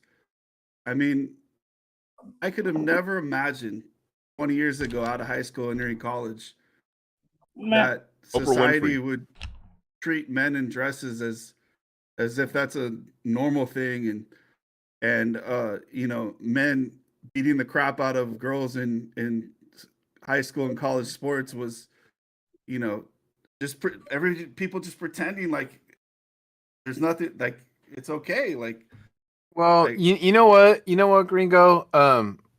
Here's the thing. I saw it coming. I just didn't know how it was gonna be. You know what I mean? I knew there was gonna be something because if you know your history and you read your history, this was gonna happen. We're right. We're like within 7 years of the 250-year mark. You know you're of talking this about like the happening. fourth turning. In a Yeah, sense? that kind of shit, I guess. But I just didn't know how. And technology usually dictates how. And now I think that's kind of that's the battle we're in right now. You know what I mean? That's how I look I at think it. it's definitely accelerated more than we'll ever know with the advancement of instant communication worldwide and social media and Yeah. stuff like that, Yeah. and the ability for these big tech companies to Gentlemen, basically manipulate mass amounts of information and propaganda like I don't think we've ever seen before in human history. Never at this volume. No. I actually kind of saw gentlemen, some of this coming like even 20 years ago, and I used to have people, and I'm not trying to weed anybody out. I'm not trying to deliver hate or anything You like people from that. But always talking about weed. oh yeah, that's the thing. Well, it was like so like back in 2003, there was a time where I can't remember who the person was, but the city of Portland, because I was born in Portland. City of Portland was issuing out without the vote of the people, issuing out marriage licenses to gay couples without the vote of the people, and it was a big controversy back in the early 2000s. And a lot of them were saying, a lot of them for the proponents for it were saying like just overgeneralized statements to normalize their position by saying like love is love. That's where it all started. Love is love, legalize love, and but at the same time, they really couldn't describe to me what do they mean by that. And I think we've lost an objective moral standard that we could say that, oh, this is definitely good, this is definitely evil, or this is right, or this is wrong. And I think we've actually lost that through the last at least 20 years from I see. Now, I'm not that young, but still, but the thing is that it's just it's a consistent pattern I've seen that we have no longer defined what is ultimately good, ultimately evil. We just accepted these things because, well, the popular opinion says this is good. And when I ask why is that good, no one can give me a definitive answer. Nobody's ever they'll do that for the last 20 years. They'll just say, well, it's just, or they'll say, oh, you don't think that's good? So I'm like, no, that's not what I'm saying. I'm just asking you, why do you think that's good? Jesse Raphael and Oprah Winfrey. At all these talk shows telling with women with too much time in their hands, listen to all these shows about feelings. Oh yeah. That's just and then you have all of like the elementary schools are dominated by female teachers. And all these things about emotions and all these anti-bully stuff, like zero tolerance for bullying. All it does is make more bullies. And the bullying Participation gets trophy. different. Yeah. Yeah, and it's like because we don't want to hurt people's feelings. Well, no, you should get your feelings hurt. Because no growth comes without trauma. All growth comes because of trauma. And it can be severe There has to trauma, be it can suffering. be mild trauma, but Yep. there's trauma. And the growing pains, it's trauma. It's like, you have to experience it. And that look, a lot of this happened with in the medical communities, okay? we want to trace back to this idea of where did all the opioid addictions and things come from? Well, it all started when they started treating pain levels as a vital sign. What is your heart rate, blood pressure, and pain level? Well, that's subjective. It's like, so if the worst pain you've ever experienced was a stubbed toe, and now you broke your your thumb, or that's the worst pain you've ever felt. So that's a 10. Okay, you get a root canal, that's a 10. Ask a guy who's had a herniated disc or nerve root pain, now that's a 10. Well, what do you compare a toothache with that? Oh, that's a 3. It's like it's nowhere near as painful as that. And so then you get somebody who's like, oh my God, this is the worst pain I've ever felt. Okay, so we give you this opiate to dull that down. And that's where you start to get all these things. And people, they everything became subjective. This is where you get this bullshit of my truth. There is no my truth. There's truth. There is no social justice. There's justice. Once you apply an adjective to it, it is no longer justice. Because doing this, now you have to make it unjust for somebody else. And arbitrarily so. It's like we were we were in here one night, and it was, you know, four of us friends that were sitting here talking about our childhoods, and me, my friends Mike, Brent, and um, Fred, and uh, you know, the guy who had growing up the easiest was the black fella in the room. His parents stayed together, uh, grew up in a nice suburban family, suburban neighborhood. Um, the other two guys grew up in the city, um, some of the most dangerous parts of the city, um, getting in street fights pretty much every day. I grew up like in a very toxic household with my parents got divorced, and it's like, oh, but oh, look at all the privilege that these people have. Like, you know what? Mhm. Everybody's an individual, and the minute you abdicate your individuality in the name of a group, is when I walk away from you, because everything comes down to the individual.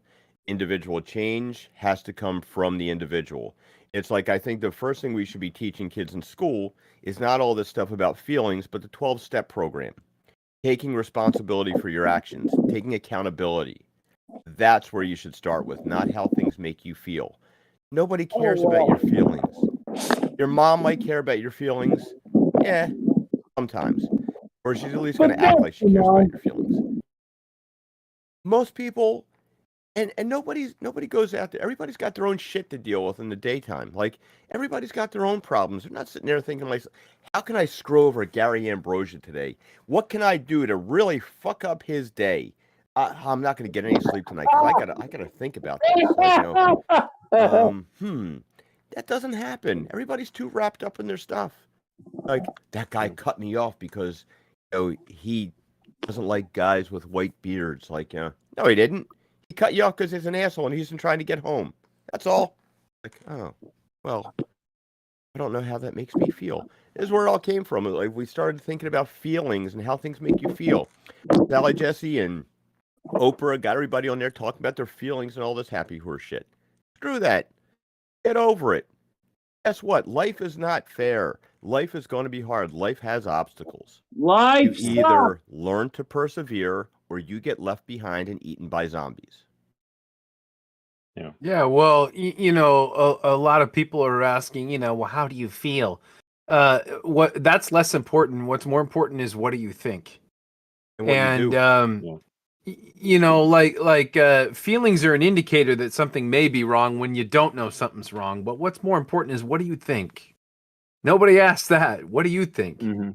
Instead, it's how do you feel about this? Well, Oh yeah, I remember one of the things that my first wife tried to manipulate onto me um was that she said that I wasn't allowed to question her emotions, and when her emotions, she felt that I never cared about her anymore, or that I wasn't making her happy enough.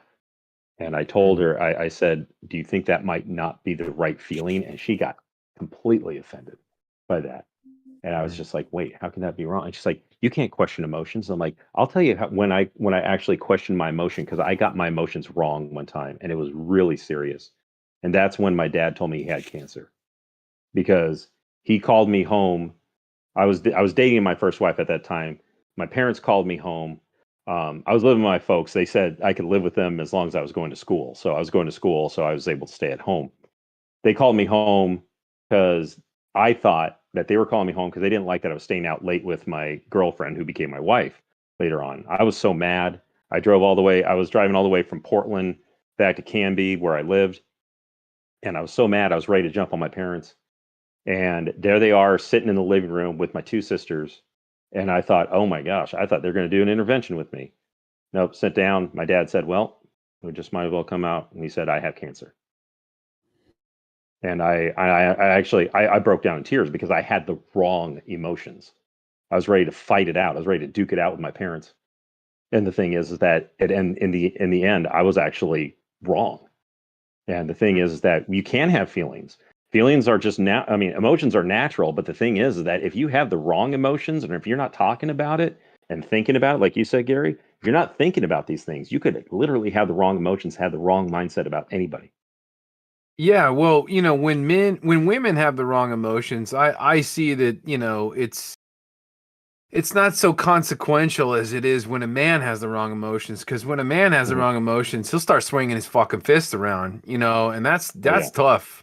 I had a similar situation that you had, JRC, when I was told by one of my family members that they had cancer, and then they called me the next morning and told me that they were lying about it. So you want to talk about some really bad emotions? Yeah, I had no fucking idea where to go there. But really, it's all about what you think and not what you feel when it comes to being a man. So feelings are a good indicator. They'll tell you, hey, look, something's wrong here that you may not know about. You should trust. You should listen to your feelings. I wouldn't trust them, but listen to your feelings. It could indicate something, but. In the end, what do you think is the important question to ask yourself? Exactly. At the end of the day, you could feel anything you want, but it's until you actually finally know, you have all the information gathered together, you might actually be in the wrong. Yeah. I was I was about 20 years old when I found out both my parents had cancer, and then by the time I was 24, both of them were dead, and everybody was like, oh my God, how did you deal with that? Like, I mean, how did I deal with that? You didn't have time to worry about how you're dealing with it. You got to worry about where you're going to live, what you're going to eat. Like, there's no time to sit there and process things and well, how do you feel about this? I feel hungry. I better go to work so I can afford food tonight. That's what I'm going to do. How do you feel about this? Really hungry. What was it, Captain Kirk? It's like first order of business, survive. I'm hungry. He's eating an apple. They're like, how can you eat at a time like this? He's like, well, it's what you do. I don't like to lose. Hungry. I don't like to lose. That's what he said.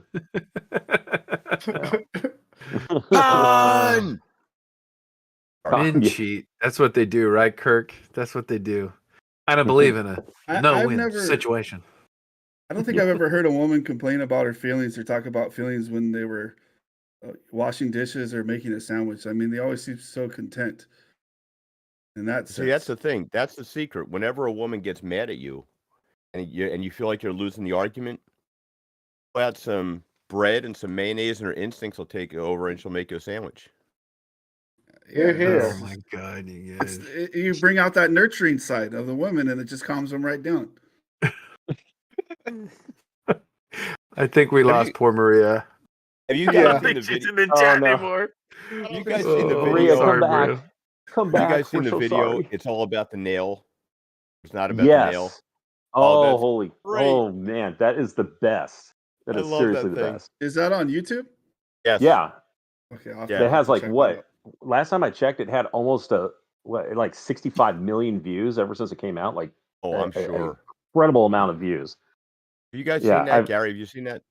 What is this? It's called It's Not About the Nail. Yeah. I've never even heard of this. Steve, see if you can pull that up and play it on here. It's a YouTube video. It's not about the nail. 65 million Did you guys see the Starbucks I think it has more than breakdown? That. What's that? Did you guys see the Starbucks barista breakdown, mental breakdown? Oh yeah. Oh yeah. Yes. Yeah. Hey, former barista myself. Gary, I guarantee you've seen this. It's the nails thing. I don't know. Yeah, it's where they're in a therapy. I don't know if we have time to actually get it up here. We might. I'll check it out later. Tomorrow. It's okay. Yeah, we might. It's not. We might about bring it the up nail. tomorrow next week if we can. But I don't know if we have enough time to actually do it. But it's a pretty funny video. You would like it, Gary. Perfect. It's absolutely perfect. But Is this video several years old? Yes. I think it's 9 years old actually. Okay, I found it. Yeah. Wow. Yeah. Never even heard of this thing. It should be required viewing for every father to his son. I know I showed it to my son. That, and also I've been to marriage conferences and stuff like that. Saying they will talk about that. Sometimes they'll even show them. They'll even show them at these marriage conferences. And even if they talk about, sometimes they even talk about these even at my church. They will talk. I've seen this brought up in my churches that I've been to before, and they will show. It's just the psychological nature of these things It's just It's funny. dead perfect. There was a Dr. Phil episode, and I don't watch Dr. Phil, but I happened to walk in the room and Dr. Phil was on. And this fella came back from his deployment. He's in the Navy and he's away for 6 months at a time. And Dr. Phil says to him, "Now I know what you're thinking. You're thinking like you just got home and there's all this stuff that needs to be done, and the cabinet door's falling off, and you're going to go and put the cabinet door on. So it's like, but your wife's sitting there thinking." The trash is heavy, it's dirty, and it's smelly, and if you really love me, you'd take out the trash so I wouldn't have to. But here you are scrolling around a cabinet door. Basically what he said was like, you guys have to learn how to speak female, because they're not going to learn how to speak male. They're not going to understand you. It's like, and it's funny too, because like, women have, unless they, like women, especially when they come from a background of all girls, like, and they have a boy, they have no idea. Like, my daughter was the first girl born on my side of the family for 88 years. Wow. And I had no freaking idea how to deal with a girl. I was lost. And, like, my wife had no idea how to deal with her son when she was, had no idea. I did get had some interesting experiences. Like, one time, my son, he's, pretty laid back and chill. He's upstairs on the 3rd floor playing with his Legos. Really quiet, very intently, just sitting there. He would just be up there for hours playing with his Legos, building things and stuff like that. Wouldn't hear a peep from him. My daughter and her friend come in, and they're up there, and they're loud, and they're playing. And he comes down, he's all flustered. And his mother says to him, "What's the matter with you? Are you all right?" Like, I was fine till those 2 whores came up there. She's like, "You better talk to your son after what he did before I smack him in the mouth." And I said, "Why? What'd he say?" He's like, he said, he just called her and Emily, those 2 whores up there. I take him down, and I have this whole conversation with him. He's 11 years old. This whole conversation with him about the whole birds and the bees, and what sex is, and when a girl has sex with too many guys, there's a word that people call them. They call them whores. And he's like, "Why are we having this conversation again?" "Well, your mother said, you came downstairs and you said you called the girls whores." "Dad," I said, "horrors."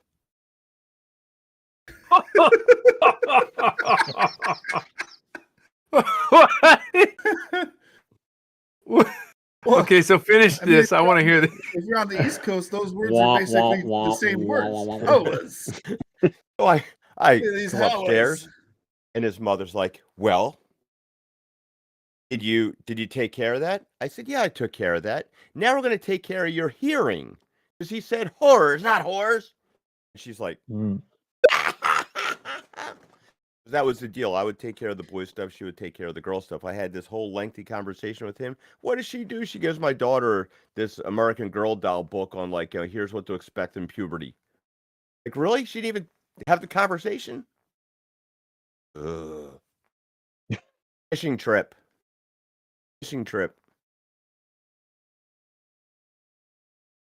Wow. On that note, Way. yeah, a delay. Great joke, great story. Again. We're coming up to the end of the show, and we're gonna go around and give each other a shout out or whatnot. Andy, plug something about you or your show or anything. I've made every mistake possible in mankind. Every opportunity I get to make the wrong decision, I take full advantage of it and make the wrong decision. I always tell people I will never tell you what to do, but I will definitely tell you what you shouldn't do, and that's what I did because I learned the hard way about it. So don't go this way, because there's man-eating tigers behind that door. But one thing I've learned is don't quit, keep moving forward, and everybody can find an excuse if you want one. Don't be the guy that finds an excuse. Find a way to get it done. Mm-hmm. And Gary. Well, unlike Andy, I've never made a mistake in my life. I'm absolutely perfect. I'm devilishly gorgeous and handsome and very, very charming. I've only been married once so far, and all I gotta say is you know, if you want to be a man, number one rule, don't think, just do it. You know what I mean? Thank you all for being here tonight. We greatly appreciate it. If you would check out my wife's bunny rescue at thebunnytrailrescue.com. Send a little traffic her way, and if you're so inclined, maybe throw her a buck or two because the little critter's got to eat. Other than that, check us out on Wednesday nights now, no longer Sunday nights, but Wednesday nights on Pop Culture Breakdown with Dictor Van Doomcock and some of the manly men on this panel here. Other than that, thanks for joining us. We love y'all and take care. Remember, be manly. And Gringo Brandino. One thing I want to make a point about is part of being a man is standing up and speaking out about what's right because you know it's right. It's a universal truth. No matter the crap you get in regards to speaking about whether it's crap you get from your friends, crap you get from your family, or whatever, if you know something's wrong, you speak up about it. And in regards to whatever adversity you might come your way, I've dealt with quite a bit. And I think it's safe to say you'll never be given more adversity than you could handle. You know, regardless of what spiritual or religious beliefs you have, that's part of the journey is overcoming adversity as a man. And as men, you should expect to deal with an enormous amount of adversity in your life, and it's the only way you get better. Yeah. JRC. All right. Well, yeah, thank you, everybody. And thank you, Rancor Steve and everybody on here for having me on. Like I said, this is my first time I ever done a group panel live stream before on YouTube. So I'm like I said, I'm a Christian conservative, or excuse me, a Christian constitutional conservatarian. And shameless faith plug, I believe I'm a follower of Jesus Christ. And yet I find that to have a suffering God that knows suffering as much as we do, that's why I turn to him for all of my help. And I've been on a truth journey since I was 20 years old.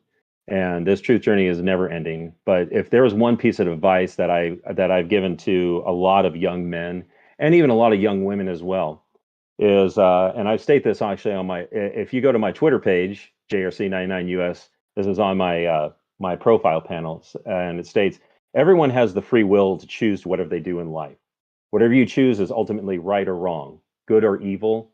Your defense or your argument for your position must be flawless. If there's any kind of flaw in your argument to defend of what is ultimately right and ultimately wrong, it can easily collapse. So whatever you choose is right and wrong, and ultimately right and wrong. You must have a flawless argument for it. Fed for hire. I know you've been really quiet. Do you want to plug in anything, or do you want to give any last thoughts or words or anything? I want to thank you for asking me to be on. I love all you guys. I have a little channel too here on YouTube, same name, Fed for Hire. I've been known to make funny pictures. You can find those pictures on Twitter as well at _Fed for Hire. And some of those pics have even been known to feature some of the people right here on this panel. Thank you. And Tony Stark, do you want to plug anything in or give any last thoughts or anything? Can you hear me? Yes, we can hear you. Holy shit. Okay. I was afraid that there wasn't a thing going on right now. Listen, man, my phone sucks. Please subscribe to my channel and or get a custom ringtone voice acted by yours truly for only $2 at my PayPal. Please message me on Twitter. I can't think of more touching words I've ever heard. Huh? Say? I drink a fifth of whiskey. What did you say? Keep going, Tony. He's busting your balls. That's fine, man. These balls have already been busted enough. Right? Nothing. Making a lot of sense, Tony. Point is I know how to do cartoon voices. Hank Hill, Metalocalypse, Rick and Morty, what the fuck ever. I could fucking do it and I can do it well. $2, Tone. Send it to me on Twitter at T Stark CEO. I hate to break this to you, Tony, but I think your mute button's on. I've Okay, agreed hold with on. everything you've said so far. All right, let me unmute. Are you just fucking with me because I He's drink? fucking fucking with with you, you. Tony. He's Wrap it totally up. fucking Come with on, you. man. He's fucking around with you. Love you Man, I guys. suck at this try not to laugh challenge. It really, I'm blown. Thank you, Tony. Love you guys. It's been a real pleasure. Hey, Rinker Steve. I want Yes. a copy of the transcript of that. It's just beautiful. Real talk, Steve. If you still want me to chug at the very least a half gallon of milk next stream, I'll do it. It'll be on December 8th. The next time that I can see everybody here. We're all real right. fucking in. Sounds Fuck good. the beta. Fuck the weak ass motherfuckers on Twitter that are complaining that Elon has bought it. Elon bought it before I could. Okay, real talk. That's where we're at. Love you guys. Thank you guys for having me on, and carry on. Thank you. And I just want to give a shout out to the GOAT who's been producing, been behind the scenes, setting this all up, who has pretty much just dropped a lot and just helped me out making this, dude. You have been a good friend and it's amazing what you have done. So thank you so much for this. This is cool, man. I was up at 4 o'clock this morning, popping open the energy drink, just trying to get all these graphics, and then you're like, "Oh, Tony starts me on." Oh crap! So I get the program open, I get his going, and yeah, I don't mind helping you at all. I actually like being a part of this. I know I'm not talking much, but trust me, I'm doing things behind the scene, tweaking things, making it look all pretty. That way, you guys can enjoy being on, and everybody can see you all. You are Thank the you, bread and Goat, butter man. to You're us. the best. You are the greatest of all time. Absolutely. You live up to that name, man. Lucy, I feel pretty, oh so pretty. thank you for having me on, Steve. Pleasure to meet all of you gentlemen. Yeah, so I just It's want to great. say to all the guys who just want to be men, just don't think, just do what Gary said. And just if you want to pursue a passion, just do it. Don't even care what anyone says. Tough love makes you better. That's all. I'm Steve. Thank you guys for checking us out. We'll be back next week, 6 p.m. to 8 p.m. or whenever, and we'll have different segments. Yes, every week we'll have a new segment. We'll rotate each segment out. So we might have someone new on the panel. And if one of you guys on the panel are gonna be here next week, think of an initiation to do. So you guys have a wonderful time in the chat. Thank you for checking out the first episode. Thank you very much. You guys are awesome. And you guys have a wonderful week. Enjoy And as the a weekend. final note, all members of chat and all panel members, this is my first major production, so thank you for the opportunity, and I hope to work with you guys shortly again. Booyah. Right on, Goat. See you later, man. Yeah. All right, good night. I'll go ahead and end the stream. Anybody got any last bits, or are you good? We're good. All right, I'll go ahead and end it in 3, 2, 1, and good night, everybody.